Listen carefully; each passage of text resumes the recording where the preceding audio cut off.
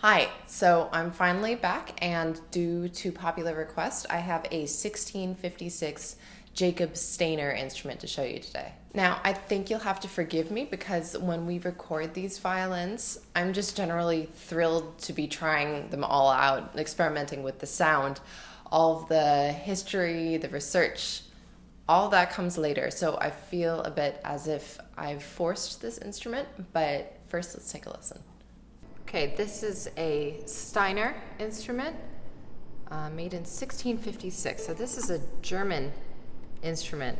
I actually haven't seen any German instruments from this long ago. So this is very interesting. Let's see how it sounds.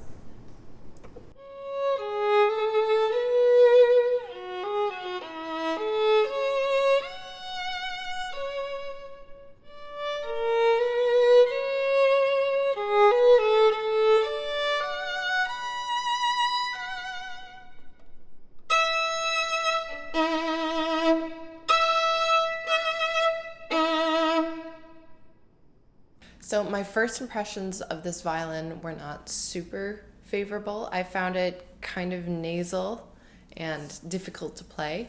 The sound wouldn't open up for me, and it was really kind of frustrating. The expectation of the sound I had was just not matching, and I found myself constantly forcing the instrument. Then I went back and did my research and realized that Steiners are these really rare, coveted instruments, especially for early music performers.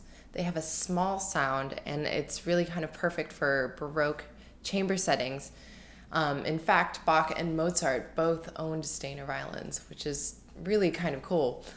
And they were prized in many of the Austro-Germanic courts at the time. So as you listen, keep an ear peeled for the Bach especially. I think that sounds best on this instrument.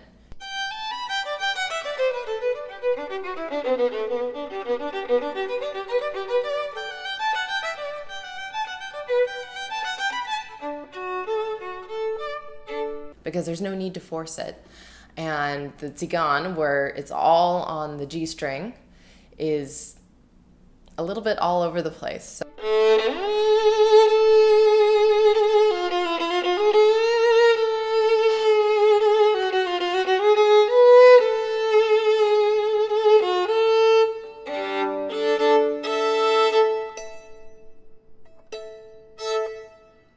with Stradivari and Guadagnini, so we're talking a little bit later, these instruments were generally broader and more powerful. So they were part of a step forward in music making. So Steiner's instruments were more part of an intimate Baroque chamber setting. Stradivari, Guadagnini, Guarneri, these were all part of moving forward into orchestral music, into larger concert halls. Steiner's instruments are usually characterized by a broad back and a much more arched belly.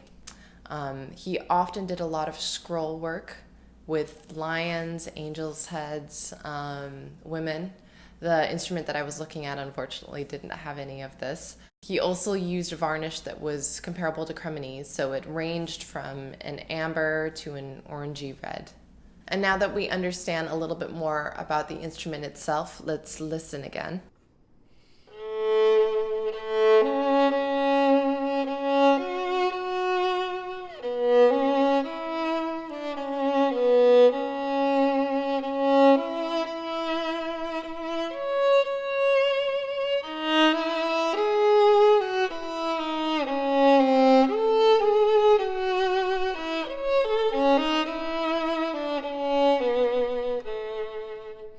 So now let's step back and take a look at Steiner's history. He lived from 1619 to 1683, mostly in Absam near Innsbruck in Austria. His father was a salt mine worker, and he sent young Jacob off to have a better trade and to become an organ builder. Unfortunately, or fortunately for us, Jacob didn't quite take to the work too well, and he decided to become a luthier instead. After first apprenticing as a joiner, he completed his training as a journeyman in Cremona to become a luthier. Evidence suggests that he may have apprenticed to Niccolò Amati, but this also might be just wishful thinking. Returning to Absam, he opened his own shop in 1644, married, produced 9 children, and several violins for Die Stene House. His instruments would become celebrated in the area, traveling to the courts of Spain, Innsbruck, Salzburg, Munich, Murano, and many others. Things were looking up for Steiner. Even though he began to accrue debts, he managed to impress the Archduke Ferdinand Charles of Innsbruck and the Holy Roman Emperor Leopold I, and was awarded with both the Servant of the Archduke and Imperial Servant. From there, sadly, things began to go downhill because he was caught in possession of Lutheran texts and was therefore condemned as a heretic. Now, he wasn't marked for death or anything like that, but being labeled a heretic in those days was something that followed you for the rest of your life, which for Steiner, unfortunately, wasn't much longer. His debts began to stack up, and though he did penance consistently, no one would back him or help him in any way. Eventually, he fell into a very deep depression and was locked up in a madhouse where he died 3 years later. Steiner House and all the instruments were sold, and his wife died a few years later, herself penniless. And on that rather tragic note, that's it for today. I hope you guys enjoyed this video on Jacob Steiner's 1656 violin. On another note, we have another album coming out soon. It's called Early Light, which is the title of a piece that our friend Rosalie Burrell wrote for me. On that album will be music by our other friend Kenichi Ikuno and several other composers, Ravel, Yuzai, but more on that later. Be ready to stream it from an Apple Music or a Spotify or whatever near you. And if you liked this video, please hit subscribe. We are nearing the 1,000 subscriber mark, so how amazing is that? Cheers, stay warm, and we'll see you next time.